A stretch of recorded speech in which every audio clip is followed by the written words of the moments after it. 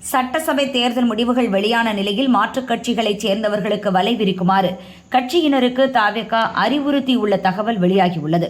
தேர்தல் முடிவுகளில் தாவேகா பெரும் தாக்கத்தை ஏற்படுத்தியுள்ளது. இதையடுத்து இந்த செல்வாக்கை தக்கவைத்துக் கொள்ளும் பணியில் தாவேகா இறங்கியுள்ளது. இதுகுறித்து அக்கட்சியினர் சிலர் கூறியதாவது: தாவேகா வேட்பாளர்கள் பலர் திமுக, அதிமுகவிடம் விலை போனதை விஜய் விரும்பவில்லை. தேர்தலில் தாவேகா தாக்கத்தை ஏற்படுத்தினாலும் திமுக, அதிமுக, பாரதிய ஜனதாவை எதிர்த்து அரசியல் செய்வது எளிதல்ல.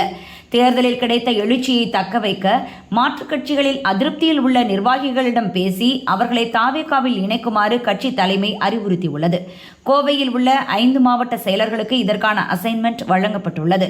திமுக, அதிமுக, பாரதிய ஜனதா, காங்கிரஸ் உள்ளிட்ட கட்சிகளில் சீட் கிடைக்காதவர்கள், சீனியர்களால் ஓரங்கட்டப்பட்டவர்கள், அதிருப்தியாளர்களை தாவேகாவுக்கு வரவழைக்க வேண்டும்.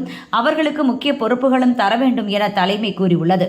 முதற்கட்டமாக கோவை மாவட்டத்தில் திமுக நிர்வாகிகள் சிலர் தாவேகாவில் இணைய உள்ளனர். சில நாட்கள் கழித்து இன்னும் சில முக்கிய புள்ளிகளும் இணைவர் என்று தாவேகா வட்டாரம் தெரிவித்தது.